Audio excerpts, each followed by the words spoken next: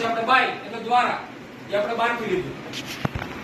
આ કે હતું ને આમાં કે હતું બાય છતાં આપણે ઉમેરી by.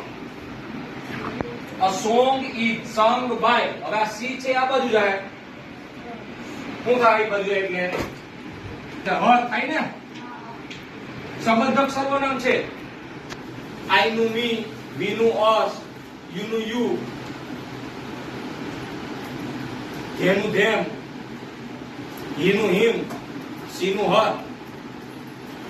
A song is sung by her. એક ગીત તેણી દ્વારા ગવાયું એટલે આ તેણીનું મહત્વ હતું ખતમ થઈ ગયું. પહેલામાં કર્તાનું મહત્વ હતું, આમાં કર્મનું મહત્વ આવી ગયું. આ કર્તરી વાક્ય હતું, ઇંગ્લિશમાં એક્ટિવ વોઇસ કહેવાય. આ કર્મણી વાક્ય બની ગયું, આ ઇંગ્લિશમાં પેસિવ વોઇસ કહેવાય. શું ફેરફાર કર્યો આપણે તો કે સોંગ ને આગળ લઈ લીધું, પછી એક વચન છે બહુવચન ઈ નક્કી કર્યું, જે પ્રમાણે ટુ બી મૂક્યું, ટુ બી